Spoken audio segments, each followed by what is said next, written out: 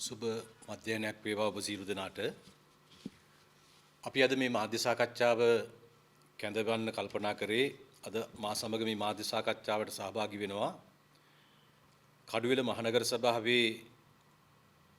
සභාවේ පොතුවරාව කොට්ටාසේ අපේ ජාතික නිදහස් පෙරමුණේ පංචායුධයේ ලකුණින් තරඟවදින අපේක්ෂිකා නිදහස් මාධ්‍යවේදී සමදරා ජයසිංහ පනාගොඩ මහත්මිය, ඒ වගේම කඩුවෙල මහනගර සභාවේ ඔරුවල කොට්ටාසේ වෙනුවෙන් ජාතික නිදහස් පෙරමුණේ පංචායුධයේ ලකුණෙන් තරඟවදින අපේ අපේක්ෂක හිඟුරගේ සමන්ත මැතිතුමා මා සමග මේ මාධ්‍ය සාකච්ඡාවට සහභාගී වෙනවා.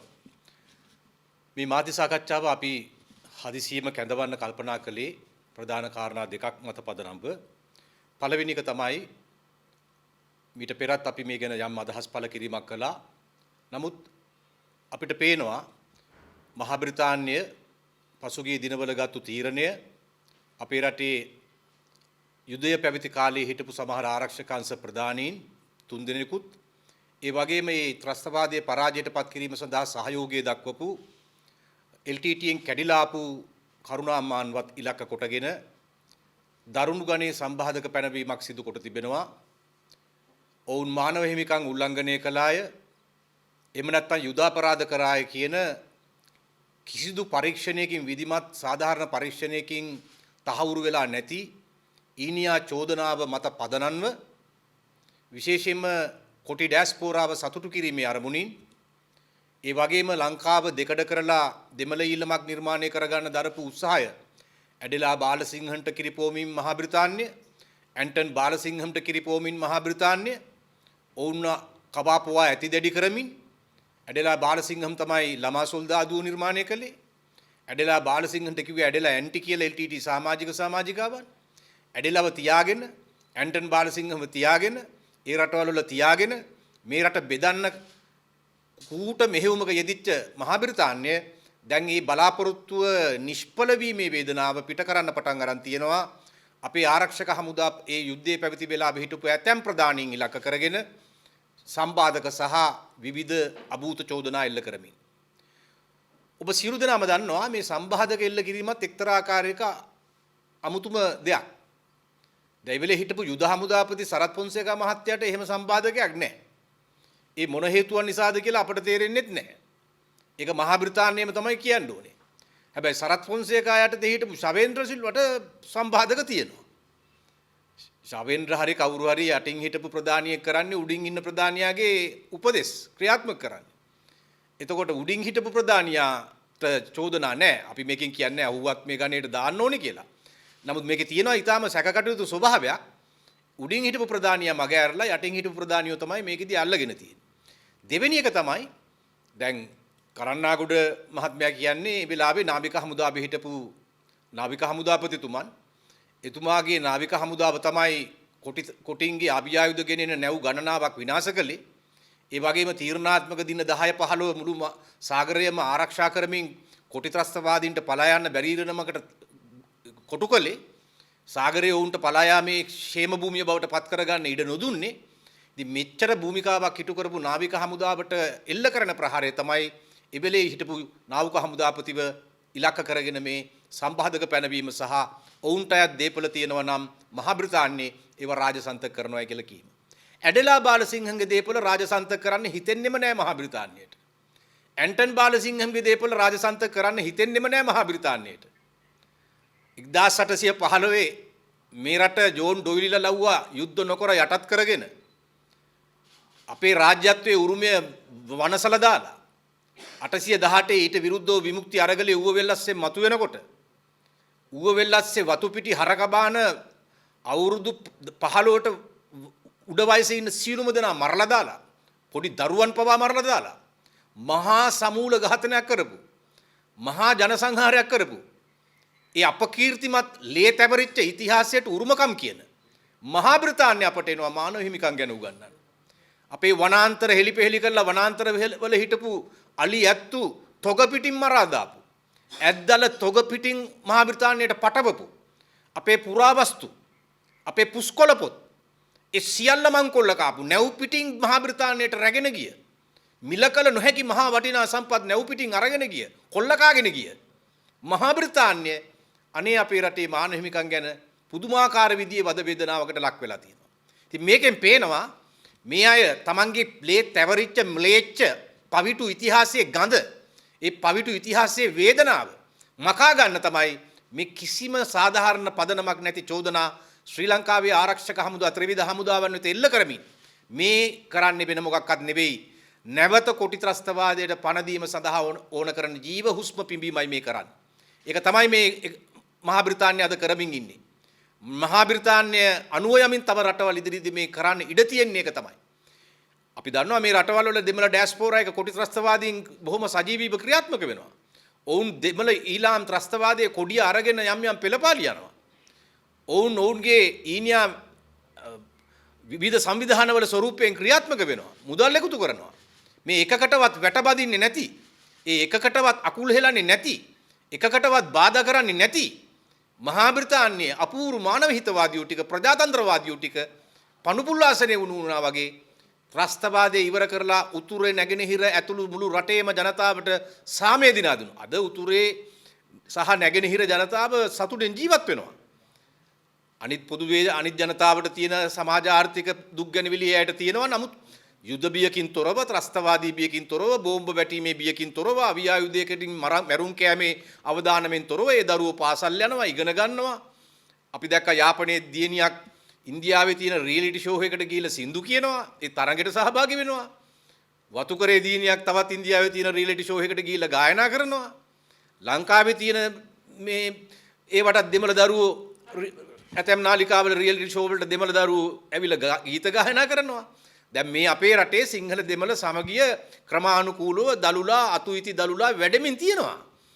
ඒ නිසා තමයි ඔය දැන් එහෙම සාමයක් නැත්තම් මේ වෙලාවේ ජනාධිපති වෙලා ඉන්න අනුර දිසානායක මහත්තයාට යාපනයේ ගිහිල්ලා කයිටෝක් දෙන්න පුළුවන් කමක් ලැබෙන්නේ නැහනේ.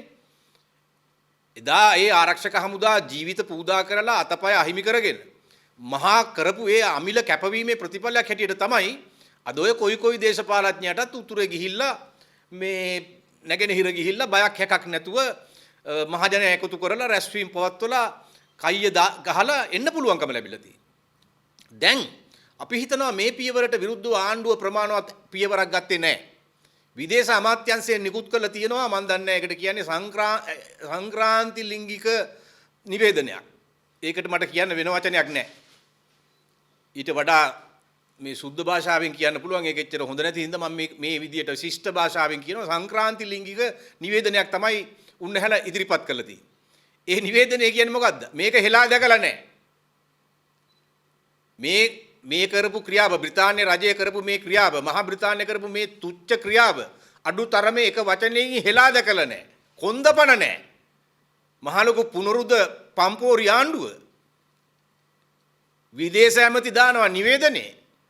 අඩු ගානේ මහා බ්‍රිතාන්‍ය කරපු මේ ක්‍රියාව අප විසින් හෙලා දකින්නවා කියලාවත් පුංචි වාක්‍යයක් ඇතුළත් දේශීය වශයෙන් සත්‍ය සෙවීමේ කොමිසමක් අපි ආරම්භ කරනවාය කියලා බ්‍රිතාන්‍යයට කියනවා අනේ අපි කොමිසම ආරම්භ කරලා අපිම වැඩේ දෙන්නම් ඕගොල්ලෝ කලබල වෙන්න එපා අපිම මේ මොකද මේ තියෙන ජෙහාන් පෙරේරා මෙයා තමයි දෙමළ බෙදුම්වාදයේ ප්‍රධාන මතවාදී ප්‍රකාශකේ ජෙහාන් පෙරේරා මෙයාට තමයි USAID එකෙන් සල්ලි පොම්ප කළේ මෙයා ඒ සල්ලි ආවේ නැතුණාම හරිම ඛේදවාචකයක් කියලා කෙඳිරි ගෑවේ මේ ජෙහාන් පෙරේරාත් කියනවා විජිත හේරත් ජිනීවා වල ගිහිල්ලා සත්‍ය හා ප්‍රතිසන්ධානය සඳහා වූ කොමිෂන් එකක් පිහිටුවලා ඒ ක්‍රියාවලියට පණ දෙන්න කතා කිරීම ඉතාම විශිෂ්ට ක්‍රියාවක් කියලා අගය කරනවා.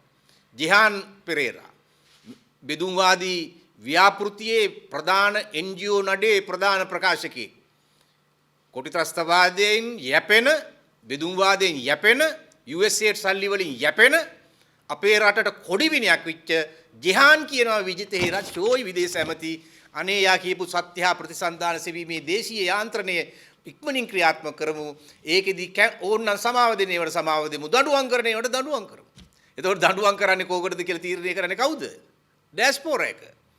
මේ කට්ටිය මේ රටේ පොදු ජනතාව තේරුම් ගන්න ඕන මේගොල්ලෝ බලයට එන්නෙම දෙමළ ඩයස්පෝරා එකත් එක්ක ඇති කරගත්තු රහස් එකගතාවයක් අනුව. ඒ නිසා තමයි මහා බ්‍රිතාන්‍ය අපේ යුද්ධදී නායකත්වයේ දීපු ප්‍රධාන රණබිරුවන්ට කරන මේ අයුක්ති සහගත ක්‍රියාමාර්ගයේ හෙලා දකින්නවත් කොන්දපණ නැත්තේ. වෙන රටක නම් බ්‍රිතාන්‍ය තානාපතිව ගෙන්නනවා විදේශ අමාත්‍යාංශයට. කොළඹ ඉන්න බ්‍රිතාන්‍ය තානාපතිව විදේශ අමාත්‍යාංශයට කැඳවනවා. කැඳවලා ප්‍රශ්න කරනවා. මෙවැන්නක් නැවත නොවිය යුතුයි කියලා අවවාද කරනවා. කෝ කොන්ද? කෝ පුනරුද්ද කොන්ද? මොකක්ද ඒකට උනේ? කොහෙද ඔය පුනරුද්දේ තියෙන්නේ? ඒ නිසා බොහොම පැහැදිලි මේ අය අද ආරක්ෂක හමුදා එක පැත්තකින් බෙලහීන කරනවා. ඒකාබද්ධ අන දෙන මූලස්ථානයේ විසුරුවා හරිනවා. ආරක්ෂක හමුදා සමාජිකයන්ට සතියකට පාරක් හම්බෙන මස් ටික බත්පතෙන් ඉවත් කරනවා. 8000 ගාණක් ගිය අවුරුද්දේ විතරක් හමුදාව හැර ගිහිලා තියෙනවා. ඒකේ සැලකිය යුතු ප්‍රමාණයක් ඉහළ නිලතර දරපු උදවිය. අද ආරක්ෂක හමුදාව ඉතාම පැහැදිලිව දියකර හරිමින් තියෙනවා. දියකර හරිමින් තියෙනවා. ඒක දියකර හරිනවා විතර නෙවෙයි බුද්ධියංශ දියකර හරිමින් තියෙනවා. ආරක්ෂක ත්‍රිවිධ හමුදා බුද්ධියංශ පමණක් නෙවෙයි පොලිසිය බුද්ධියංශ දියකර හරලා තියෙනවා. ඉතින් එතකොට මේ සියල්ල වෙන්නේ එක න්‍යාය පත්‍රයකට අනුව. එක න්‍යාය පත්‍රයකට අනුව. ඒ න්‍යාය පත්‍රය තමයි පරාජය වෙච්ච ඒ ජාතිවාදී බෙදුම්වාදී නඩය නැවත අලුගසා නැගිටීමට ඕන කරන වාතාවරණය පිළිවෙල උතුරු හා නැගෙනහිර ප්‍රදේශවල නිර්මාණය කිරීම දකුණේ ජනමතය ඔහේ බලන් ඉන්න ඉරණමකට ඇදවට්ටවාලි. ඒ නිසා විජිත හේරාද්‍ය සංක්‍රාන්ති ලිංගික පන්නේ නිවේදනයෙන් මනා ලෙස අනාවරණය වුණා. මේ ආණ්ඩුව දැන් අර ඡන්දේ කාලේ මොකද්ද අර එක මිටට කියලා විශ්‍රාමික රණවිරු මොකද්ද හේකුත් අටෝගත්තනේ. අපේ ත්‍රිවිධ හමුදාවල විශ්‍රාමික සමාජිකාවන් ඒවට පොලිමේ ගියානේ. ගිහිල්ලා අර දැන් ඉන්න ඔය නියෝජ්‍ය ඇමති ආරක්ෂක නියෝජ්‍ය ඇමති දෙන ලොරි ටෝක් අහගෙනත් හිටියනේ. ජාතික ආරක්ෂාව ගැන උගන්වන්න එන්න අපි බංකුවක් අරගෙන ඉන්න අපි උගන්වන්න කියලා කියනකොට අත්පොලසන් දුන්නනේ. දැන් කොහොමද ජාතික ආරක්ෂාව රකින්නවද මේගොල්ලෝ? දැන් මේ විශ්‍රාමික රණවිරු ප්‍රජාවට මොකද හිතෙන්නේ? Tamanට අන දීපු Taman එක්ක එකට යුද බිමේ සටන් කරපු ඒ හමුදා ප්‍රධානීන්ව බිල්ලට දීලා ඒ අයට විරුද්ධව සම්බාධක පනකොට මහා බ්‍රිතාන්‍ය කීන් කෙන්දිරියක්වත් ඊට විරුද්ධව නගන්න කොන්දක් නැති කොන්ද පණ නැති නඩයක් බලයට ගේන්න සම්මාදම් වෙච්ච එක ගැන දැන් සතුටද දුකද? සතුටද දුකද? ඒ නිසා අපි කියනවා මේ රටේ ඒ විශ්‍රාමික රණවිරු ප්‍රජාවත් ගුණාට ඇඳුවා. ඒ අයවත් ගුණාට ඇඳලා තමයි මේ බල පෙරලිය කරගෙන අද මහා බ්‍රිතාන්‍ය දාන සම්බාධකවලට ආරක්ෂක හමුදා ප්‍රධානීන් ඉලක්ක කොටගෙන දාන සම්බාධකවලට අතවත් යන්නේ හීන් කෙන්දිරියක්වත් ඊට විරුද්ධව නගන්න නැති සංක්‍රාන්ති ලිංගික නිවේදන නිකුත් කරන විදේශ ඇමතිවරයෙක් සහ ආණ්ඩුවක් නිර්මාණය කරගෙන තියෙන්නේ. ඒ නිසා අපි තාම කනගාටු වෙනවා.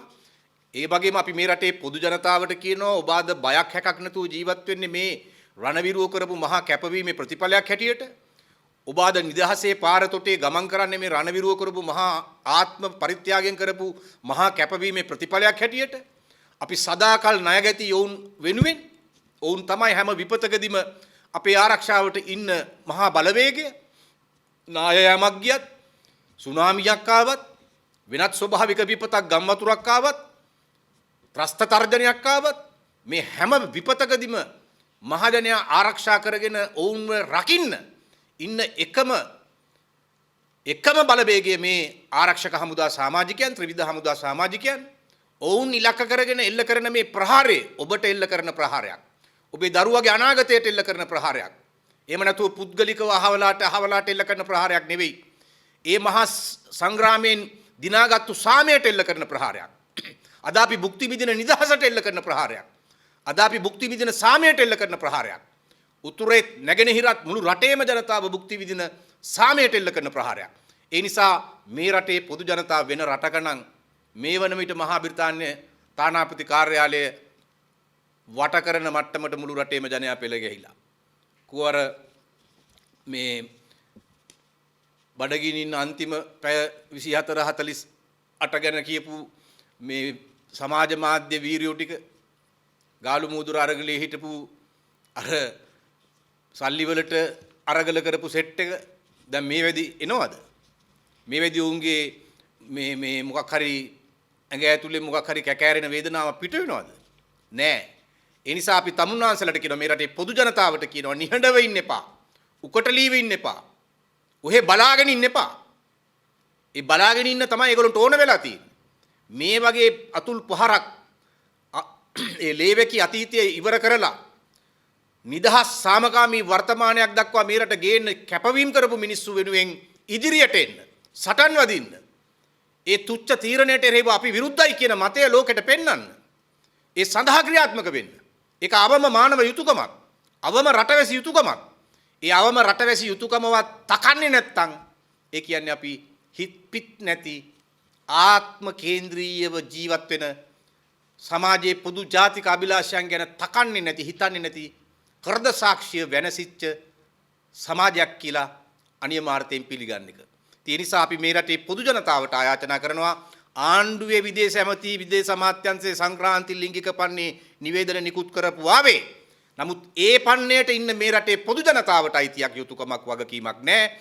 ඒ නිසා මේ තුච්ච සම්බාධක පැනවීමට එරෙහිව විරෝධය පළ කරමු. ඊට එරෙහිව අපේ මහජන මතය පෙන්වමු. ඊට එරෙහිව බලවත් ලෙස නැගී සිටිමු. අපි ආරාධනා කරනවා මේ රටේ සියලුම දේශපාලන පක්ෂවල නායකකාරකාදීන්ට සියලුම ජාතික ව්‍යාපාරවල නායකකාරකාදීන්ට අපි ඔක්කොම එකට එකතු වෙමු මේ කාරණේදී. අපි ආරාධනා කරනවා මේ සියලුම පාර්ශවවලට අපි එකතු වෙලා කතා කරලා මොකද මේ නිදහස මේ සාමය අපි හැමෝම භුක්ති විඳින සාමය. ඒක කාටවත් වෙන කෙනෙකුට ලියා දීපු සාමයක් නෙවෙයි. ඒ නිසා ඒ සාමයට නිර්මාණය කරන දායක වුණු මිනිස්සුන්ව දඩයන් කරන එකට විරුද්ධව ඒ සාමයේ අගය දන්න මිනිස්සු හැටියට ඒ සාමයේ වටිනකම දන්න මිනිස්සු හැටියට අපි ඔක්කොම එකට එකතු වෙමු මේ කාරණයට වෙනුවෙන් වෙන කාරණාවලදී අපිට වෙන්න පුළුවන් මේ කාරණේ වෙනුවෙන් එකට එකතු වෙමු අපි ආරාධනා කරනවා ජාතික නිදහස් පෙරමුණ හැටියට සියලුම දේශපාලන පක්ෂ වලට ඔවුන් දෑහිතකාමී නම් මාතෘභූමියට ආදරේ නම් දිනාගත්තු සාමයට ආදරේ නම් ආරක්ෂක හමුදාවන්ට ආදරේ නම් මේ තුච්ච ක්‍රියාමාර්ගයට විරුද්ධ නම් වචනෙන් විතරක් ඒ විරුද්ධත්වයේ පාර අතපිහිද ගන්න බලන්න එපා. අපි ආරාධනා කරනවා අපි හැමෝම එකට එකතු වෙලා සාකච්ඡා කරලා එකා වගේ එක මිටට ඉමු මේ ආරක්ෂක හමුදාවන්ට එරෙහිව එල්ල කරන තුච්ච ප්‍රහාරය ඒ අදම ප්‍රහාරයට එරෙහිව අපි බලවත්ව පෙනී හිටමු ඊට එරෙහිව ක්‍රියාමාර්ග ගමු ක්‍රියාත්මක වෙමු කියන ආරාධනාවත් ජාතික නිදහස් පෙරමුණ හැටියට අපි මේ අවස්ථාවේදී කරනවා. අපි බලාපොරොත්තු වෙනවා ඉදිරියේදී පක්ෂ නායකයන්ට සාකච්ඡාවකට කැඳවන්න. ඒ වගේම ජාතික ව්‍යාපාරවල සියලු සංවිධාන මේ සාකච්ඡාවකට කැඳවලා අපි හැමෝම එකට ඒකාබද්ධ වෙලා මේ ප්‍රවණතාවයේ උපන්ගෙයිම පරාජයටපත් කිරීම සඳහා අවශ්‍ය සෑම පියවරක්ම ගන්න අපි අපේ පැත්තෙන් ඊටාම උණෑකමින් ක්‍රියාත්මක වෙනවා. ඒ පළවෙනි කාරණේ මම ඔබට මතු කළේ ඒ අතර මම මේකට තව එකතු කරන්න ඕන. අපි දන්නවා ශ්‍රී ලංකා හමුදාව ඒගොල්ලෝ කියනවා සමූහ මිනිස් ඝාතන කරා කියලා. ඒ වගේම මැරුවා කියනවා 40000ක්. හැබැයි නාම ලේඛනයක් නැහැ. 40000ක් ආරක්ෂක හමුදාවන් නීතියට පිටින් මැරුවා නම් කෝ නාම ලේඛන? කොහෙද නාම ලේඛනයක් ඉදිරිපත් කරලා තියෙන්නේ? මේ පිට රටේ ඉන්න කවුරුවත් ලව්ව බොරු සාක්ෂි හදාද කියලා වැඩක් නැහැ. පිළිගන්න පුළුවන් නාම ලේඛනයක් දෙන්න. එහෙම නැහැ. හැබැයි ආරක්ෂක හමුදා අන්තිම සටනේදී බේරගත්තා. කොටින්ගේ ග්‍රහණයේ හිටපු 297853ක් සමා වෙන 297853ක්. ඒ 297853ක් බේරගත්තා. ඒ බේරගත්තු මිනිස්සුන්ගේ නාම ලේඛන තියෙනවා, විස්තර තියෙනවා. ඒව හොයන්නේ නැහැ. මේ බොරු 40000ක් කියනවා නමක් ගමක් උප්පන්න සහතිකයක් මොකක්වත් නැති 40000ක්. ඉතින් ඒ නිසා මේ ප්‍රලාප මත පදනම් වෙලා, පච මත පදනම් වෙලා මේ කරන දඩයම නතර කරන්න ඕන. ආණ්ඩුවට කොන්දපණ නැත්තම් රටේ මිනිස්සු පෙන්වන්න ඕන අපිට කොන්දපණ තියනවා කියලා. අන්නේ කොන්දපණ තියෙන ජනතාවට අපි ආරාධනා කරනවා ලබන සඳුදා හවස 2ට කොළඹ විජේරාම මාවතට පැමිණෙන්න ජාතික නිදහස් පෙරමුණ ප්‍රමුඛ අපි සියලු දෙනාටම ආරාධනා කරනවා ඒ යුතුයකම ඉටු කරන්න. හෘද සාක්ෂිය සහිත මිනිසුන් හැටියට ඒ යුතුයකම ඉටු කරන්න අපි අපේ ඒ රණවිරුව දිනා දුන්නු ජයග්‍රහණය අමතක නැහැ. ඔවුන් වෙනුවෙන් අපේ හදවතේ තියෙන කැක්කුම අවසන් වෙලා නැහැ. අපි හැමෝම මේ වෙනුවෙන් ඉන්නවා. මහා බ්‍රිතාන්‍යයට මොකාටවත් අපේ මිනිස්සු දඩයන් කරන්න අපි දෙන්නේ නැහැ කියන. එහෙම නැත්නම් විජිත හේරල්ලා ගේන ඊනියා දේශීය කොමිෂන් වලින්වත් දඩයන් කරන්න දෙන්නේ නැහැ කියන ඒ බලවත් ප්‍රකාශනය කිරීම සඳහා ලබන සඳුදා හවස 2ට විජේරාම මාවතට කොළඹ විජේරාම මාවතට එකතු වෙන්න කියලා අපි සියලුම පොදු ජනතාවට ආරාධනා කරනවා. දෑහිතකාමී සංවිධානවලටත් සියලුම දෙනාට අපි ආයාචනා කරනවා අපි අපේ යුතුයකම ඉටු කරමු. ඒ වෙනුවෙන් ඒ අවම යුතුයකම ඉටු කරන්න එදාට එකතු වෙන්න පෙළ ගැහෙන්න කියලා.